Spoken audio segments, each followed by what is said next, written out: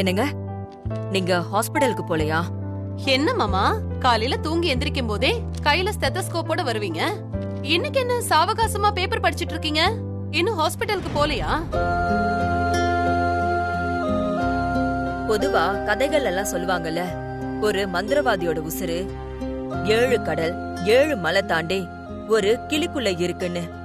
அது மாதிரி உன் மாமாவோட உசுரு அந்த ஸ்டெத்தஸ்கோப்ல தான் இருக்கு. உங்களுக்குலாம் வேற வேலை இல்லையா? எதுக்கு என்ன சுத்தி கிண்டல் பண்ணிட்டு இருக்கீங்க? சரிங்க, வினய் எப்படி இருக்கான்? பேசுனீங்களா? வாசுகி, அதான் கூட மித்ரா இருக்கான்ல, பயப்படாத, அவன் நல்லா இருப்பான். ஏங்க, அன்னைக்கு அவ கூட இருக்கும்போதுதான் நைட்டு வினைக்கு உடம்பு சரியில்லாம போச்சு. நீங்க சும்மா மித்ரா எது பண்ணாலும் அவளுக்கே சப்போர்ட் பண்ணிட்டு இருக்காதீங்க.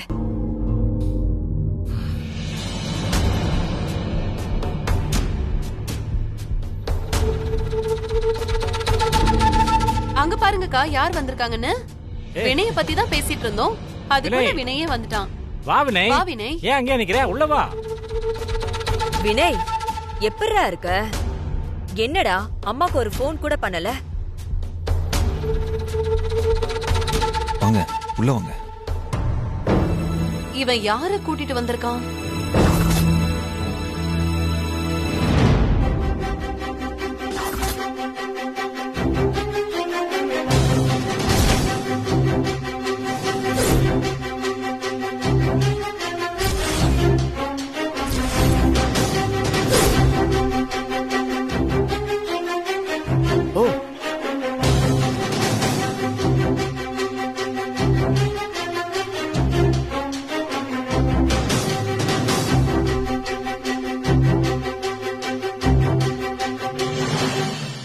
சம்பந்தி, வணக்கம் வணக்கம்.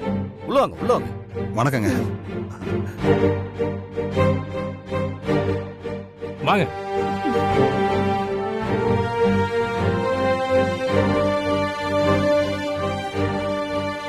வாசுகி, சம்பந்தி வாங்க, உள்ள வாங்க. உட்காருங்க. உட்காருங்க, உட்காருங்க.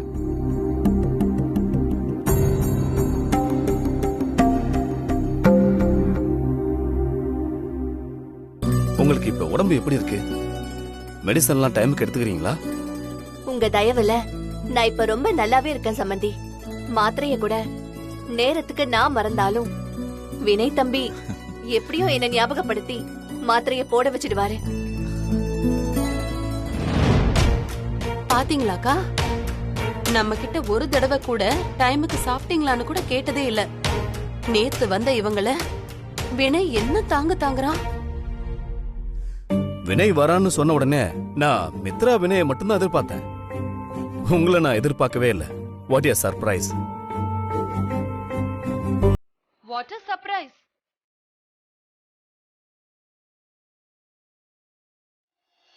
நீங்க இன்னும் கொஞ்ச நாளைக்கு வெளியில போக கூடாது. உங்களுக்கு மெடிசன் எவ்வளவு முக்கியமோ அந்த அளவுக்கு ரெஸ்டும் முக்கியமாச்சே. ஏன் இப்படி உடம்ப வச்சுக்கிட்டு இவ்வளவு ரிஸ்க் எடுக்கிறீங்க? அதுக்கு இல்லங்க, என்னதான் இருந்தாலும் அன்னைக்கு கோவத்துல உங்க வீடேறி வந்து சண்டை போட்டு 4 பேர் பார்த்து நாக்கு மேல பல்லு போட்டு உங்களை பேசுற மாதிரி பண்ணிட்டு போயிட்டோம்.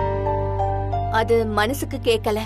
அதான் உங்களையும் சம்பந்தி அம்மாவையும் நேர்ல பார்த்து மன்னிப்பு கேட்டுட்டு போலான்றதுக்காக தான் வந்தோம்.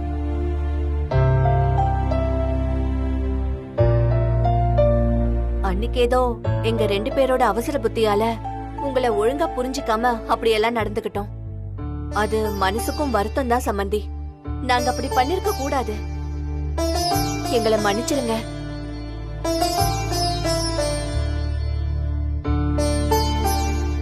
என்னங்க நீங்க, இதெல்லாம் ஒரு விஷயமாங்க?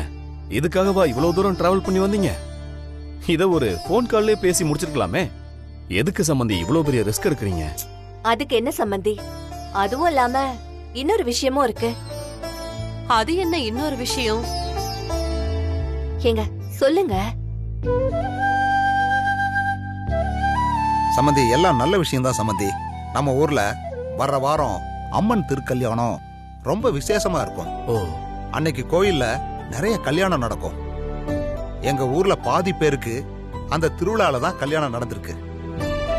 அதான் அன்னைக்குன்னு பார்த்து நம்ம ஊர்லயே நம்ம ஊராரு முன்னாடி வினய் தம்பிக்கும் மித்ராவுக்கும் இன்னொரு தடவை கல்யாணம் பண்ணி பார்க்கலாம்னு நினைச்சோம்.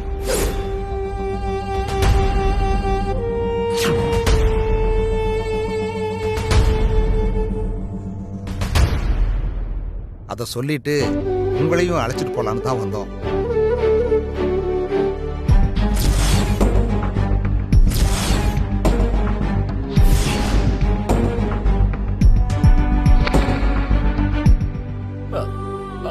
அதுக்கு இப்ப என்ன அவசரம்? விடுங்க சம்பந்தி, கொஞ்ச நாள் போகட்டுமே. அதுவும் இல்லாம இப்பதான் வீட்ல நிறைய கசப்பான சம்பவங்கள்லாம் நடந்து முடிஞ்சிருக்கு. அந்த சூடெல்லாம் மறையறதுக்குள்ள திரும்ப இப்படி ஏன்னு தான் யோசனையா இருக்கு. அது சரிதான். இருந்தாலும் எங்களுக்கு தான் மித்ரா வினய் கல்யாணத்தை நேர்ல பார்க்க கொடுத்து வைக்கல. அதான் திரும்ப இப்படி ஒரு தடவை எங்க திருப்திக்காக அவங்களுக்கு கல்யாணம் பண்ணலாம்னு யோசனையா இருக்கு. கண்டிப்பா அதுக்கு நீங்க சம்மதிக்கணும். மன்னிக்கணும் சம்பந்தி, இத பத்தி நாம அப்புறம் பேசலாம். எனக்கு இத பத்தி பெருசா ஐடியா இல்ல.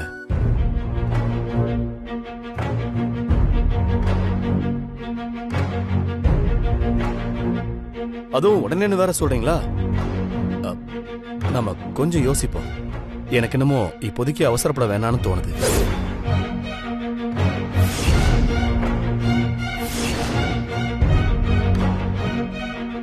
வினய கூட்டிட்டு போய் அம்மன் தாலி கட்ட சொல்லலான்னு பார்த்தா டாக்டர் இப்படி சொல்றாரே.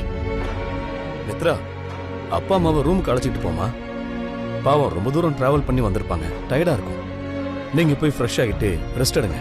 எதுவா இருந்தாலும் அப்புறம் பேசலாமே. சரிங்க. சரியா? மித்ரா அழைச்சிட்டு போமா. வா அம்மா. உள்ள கூட்டு போமா.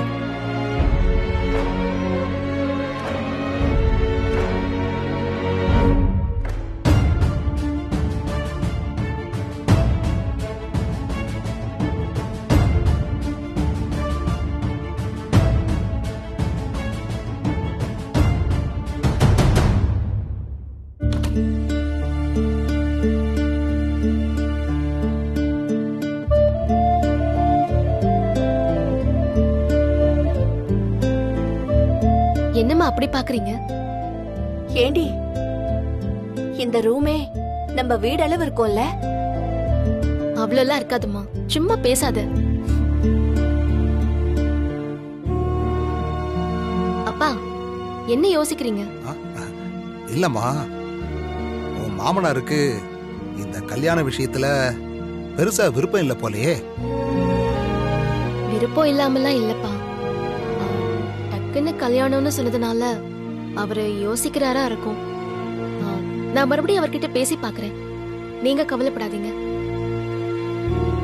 ஏண்டி மித்ரா, உன் மாமியார் ஒரு வார்த்தை கூட பேசலையேடி? அவங்களுக்கு இருக்கிற கோவத்துக்கு இவ்ளோ தூரம் அவங்க அமைதியா இருக்கிறதே பெரிய விஷயம். ஆமா, அன்னைக்கு வந்து அந்த அம்மா வீட்டு முன்னாடி பேசிட்டு போனதை நினைச்சா இன்னும் எனக்கு ஈரக்கொலையே நடுங்குது. அம்மா சாரிம்மா. அட விடுடி, நான் அவங்கள பத்தி பேசினா இவ சாரி கேட்டுட்டு இருக்கா. அவங்க பார்க்கதாமா அப்படி இருப்பாங்க, ஆனா ரொம்ப நல்லவங்க. நான் இந்த வீட்டுக்கு வந்து எத்தனையோ நாள் குற்ற உணர்ச்சியில காரணமே இல்லாம சோகமா இருப்பேன், எதுலயுமே பிடி கொடுக்காம இருப்பேன். ஆனா அப்பெல்லாம் வாசுகி அம்மா அவ்வளவு ஆதரவா இருந்தாங்க. என்னமோ நீதான் சொல்ற, எனக்கு என்னமோ உன் வீட்டுக்கார மாமனார் அளவுக்கு அந்த அம்மா மனசுக்கு நெருக்கமா படல. அம்மா இங்க எல்லாருமே நல்லவங்க தான். டாக்டரும் வினயும் எந்த அளவுக்கு நல்லவங்களோ அதே மாதிரிதான் வாசுகி அம்மாவும். ஏதோ அவங்களால இந்த விஷயத்தை தாங்கிக்க முடியல. என் மேல அவங்க அவ்வளவு நம்பிக்கை வச்சிருந்தாங்க. இப்ப நீயே சொல்லு, நான் எவ்வளவு பெரிய தப்பு பண்ணிருக்கேன். ஆனா நான் உன் பொண்ணுங்கிறதுனால தானே நீ என்ன மன்னிச்சு ஏத்துக்கிட்ட. இதே மருமக இப்படி பண்ணிருந்தானா நீ உடனே ஏத்திருப்பியாமா? சொல்லு. அது என்னமோ உண்மைதாண்டி. எது எப்படியோமா, நடந்தது நடந்து போச்சு. இப்போதைக்கு என் ஆசையெல்லாம் நம்ம ஊர்ல உங்க கல்யாணம் நடக்கணும். அதுல இந்த வீட்ல இருந்து எல்லாரும் வந்து கலந்துக்கணும், அவ்வளவுதான். நீங்க கவலைப்படாதீங்கப்பா, இத நான் பாத்துக்கிறேன். ஏண்டி மாப்பிளைக்கு கூட பிறந்தவங்க யாராவது இருக்காங்களா? அதெல்லாம் இல்லம்மா. ஏன்? இல்ல, சும்மா கேட்டேன். அப்புறம் இன்னொரு பொம்பளை ஒருத்தங்க இங்க இருக்காங்களே, அவங்க யாரு? இன்னொருத்தவங்களா? யாரு? அதாண்டி கீழே உன் மாமியார் பக்கத்துல நின்னு அப்பப்ப காது கடிச்சிட்டே இருந்ததே. ஓ, அதுவா? அது வசந்தி அத்தை. அவங்க கூட இருக்கிறவரு டாக்டரோட தம்பி. வசந்தி அத்தை அவரோட வைஃப். அவங்கதான் ஆளு ஒரு மாதிரி போல இருக்கேல்ல. ஏமா, நீ வந்த உடனே ஆரம்பிச்சிட்டியா? யாரு எப்படி இருந்தா உனக்கு என்ன? நம்மன்னு இருக்க மாட்டியா? இதென்னங்க வம்பா இருக்கு? என் மக வாழ வந்திருக்கிற வீடு எப்படி என்னன்னு நான் தெரிஞ்சுக்க வேண்டாமா? இத கூட நான் கேட்க கூடாதா? என்ன மித்ரா? அதெல்லாம் கேக்கலாமா? நீங்க 2 பேரும் முதல்ல ஃப்ரெஷ் ஆயிட்டு ரெஸ்ட் எடுங்க. நான் அப்புறமா வந்து எல்லா கதையும் சொல்றேன். ஏசி இருங்க, நானே ஆன் பண்றேன். ஏசி இருக்குங்க. ஆமா. அம்மா, ஏதாவது வேணும்னா என்ன கூப்பிடு, சரியா? நான் வரேன். சரிம்மா.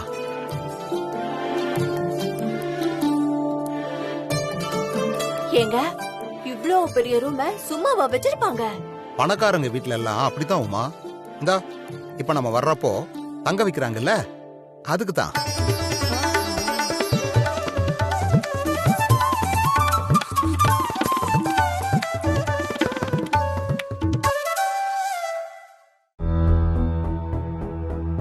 வினய், உனக்கு இதுல எதுவும் பிரச்சனை இல்லைல்ல? பா, எனக்கு என்னப்பா பிரச்சனை? எனக்குலாம் எதுவும் இல்லப்பா.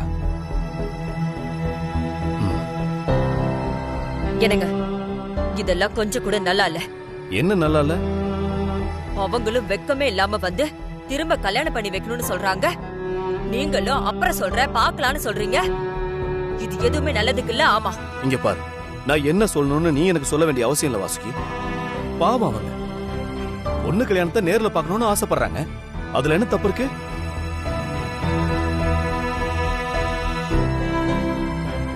அப்போ இந்த கல்யாணத்துல உங்களுக்கு பரிபூர்ண சம்மதம், அப்படிதானே? நான் அப்படி சொன்னா? ஏன் வாசுகி, நீயே உன்னை புரிஞ்சுக்கிட்டு நீயே உன்னை கற்பனை பண்ணி பேசுற? ஆமா ஆமா, இங்க எல்லாத்துக்கும் நான் தான் காரணம் இல்ல. உங்ககிட்ட எல்லாம் மனுஷன் பேச முடியாது. என்னங்க நீங்க, நான் கேட்டதுக்கு பதில் சொல்லாம இப்படி வந்து உட்கார்ந்திருக்கீங்க? அக்கா, மாமாவுக்கு இதே வேலைதான்க்கா. வெளுத்ததெல்லாம் பாலுன்னு நம்பிடுவாரு. பாவம் இவர் தான் நம்புறாரு. ஆனா இவர் தலையில அந்த நாடகக்கார குடும்பம் நல்ல மிளக அரைச்சிட்டு இருக்கு. சித்தி, நீ சும்மா இருடா. வசந்தி சொல்றதுல என்னடா தப்பு இருக்கு? உன் அப்பாவை அப்படிதானே அவங்க நம்ப வைக்கிறாங்க. இவரும் கொஞ்சம் கூட யோசிக்காம அவங்களுக்கு சப்போர்ட் பண்ணிட்டு திரியறாரு. நான் சொல்றதெல்லாம் இப்ப அவர் காதுல ஏறதே கிடையாது.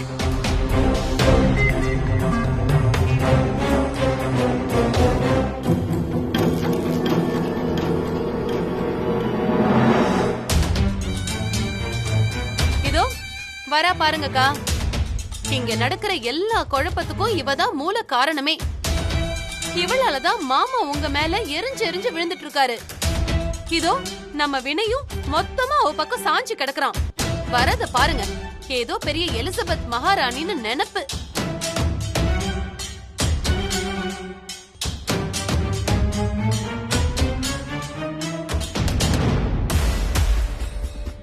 எத்தனை நாளா இந்த பிளான்? அம்மா, ஏய், என்னடி அம்மா சொல்லு. அதான் எல்லாம் வெட்ட வெளிச்சமா வெளியில வந்துருச்சுல. அம்மா எனக்கு புரியல. மேடம், உங்களுக்கு என்னைக்குதான் புரிஞ்சிருக்கு? 6 மாச அக்ரிமெண்ட் எக்ஸ்பைரி ஆயிடுச்சுன்னா இந்த சொத்தை எல்லாம் வாரிக்க முடியாதுன்னு சொல்லி குடும்பமா பிளான் பண்ணி பெர்மனன்ட் கல்யாணம் பண்ண பாக்குறீங்க. இது எத்தனை நாள் திட்டமோ அந்த ஆண்டவனுக்கு தான் வெளிச்சம்.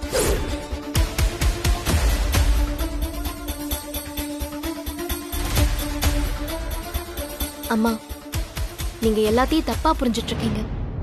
எது சரி எது தப்புன்னு நீ எனக்கு சொல்லிக் கொடுக்க வேண்டிய அவசியம் இல்ல. வாசுகி, நீங்க சும்மா இருங்க. பேப்பர் தானே படிச்சிட்டு இருந்தீங்க, படிங்க. ஆமா, நீ சொல்லி கொடுத்து சரி எது தப்பு எதுன்னு தெரிஞ்சுக்கிற அளவுக்கு என் அக்கா ஒண்ணு அவ்வளவு தரம் தாழ்ந்து போயிடல.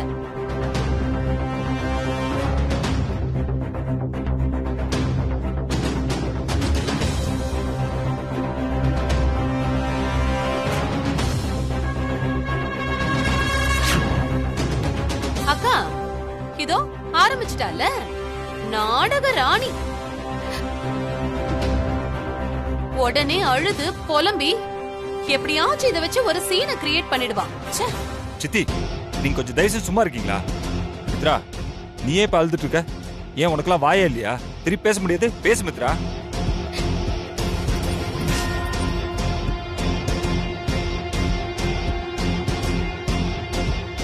ஏய், அன்னைக்கு என்னமோ குடும்ப கௌரவம் மானம் அப்படி இப்படின்னு வாசல்ல வந்து படம் ஓட்டிட்டு போனவங்க இன்னைக்கு அதையெல்லாம் மறந்துட்டு கொஞ்சம் கூட வெக்கமே இல்லாம எந்த மூஞ்சிய வச்சுக்கிட்டு இப்படி வீடு படியேறி வராங்களோ.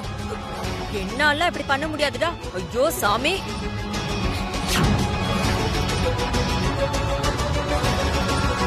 அக்கா, அதுக்கெல்லாம் உடம்புல ரோஷன் ஒண்ணு வேணும். சாப்பிடுற சாப்பாட்டுல உப்பு கொஞ்சமாவது சேர்த்துக்கணும்.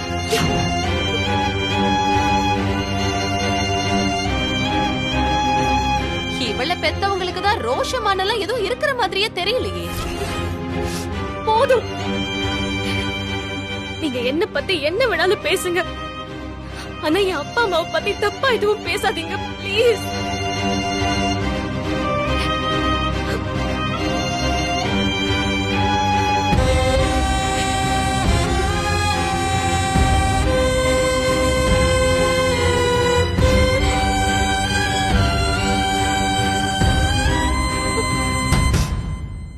அழறியா? நல்லா அழுடி. இன்னும் கொஞ்ச நாள் தான் நீ துண்ட காணும் துணிய காணும்னு இந்த வீட்டை விட்டு மொத்தமா வெளியில ஓடத்தான் போற.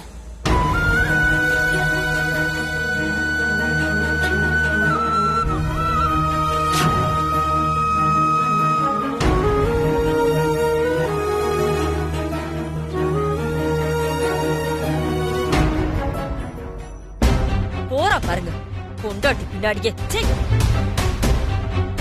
பின்ன உன் பின்னாடியா வருவாங்க? வீடா இது? எனக்கு வேலை இருக்கு, நான் கிளம்புறேன். ஏங்க வேலை இருக்குன்னு சொல்லிட்டு மேல போறீங்க? மித்ராவையும் வினையையும் கூட்டிட்டு போக போறேன், போதுமா?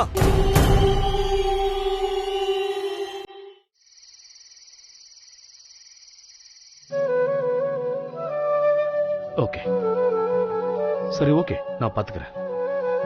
நான் உங்களுக்கு அப்புறமா கால் பண்றேன். Okay bye. என்னம்மா? டாக்டர், உங்ககிட்ட கொஞ்சம் பேசணும். சொல்லுமா. என் அப்பா அம்மா எனக்கும் வினைக்கும் கல்யாணம் பண்ணி வைக்கணும்னு சொன்னாங்கல்ல, அத ஏன் டாக்டர் வேண்டான்னு சொல்றீங்க? உங்களுக்கு அதுல உடன்பாடு இல்லையா? என்ன விடுமா, உனக்கு அதுல உடன்பாடு இருக்கா? எனக்கும் இல்ல டாக்டர். ஆல்ரெடி அவங்களுக்கு சொல்லாம கல்யாணம் பண்ணி ஊர்ல எல்லாரும் தப்பா பேசுறாங்க. அதுக்காக தான் அவங்க கல்யாணம் பண்ணி பார்க்கணும்னு நினைக்கிறாங்க.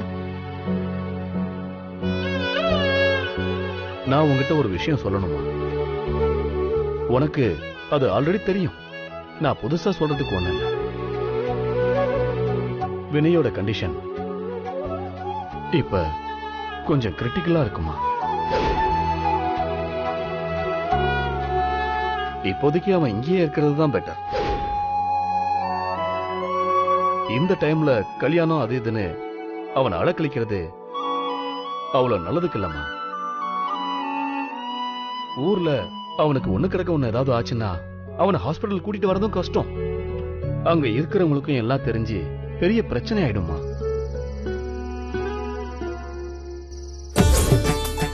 அம்மன் தாலி கழுத்துல ஏறினா இறங்காது, ஆனா உனக்கு ஏறுமா?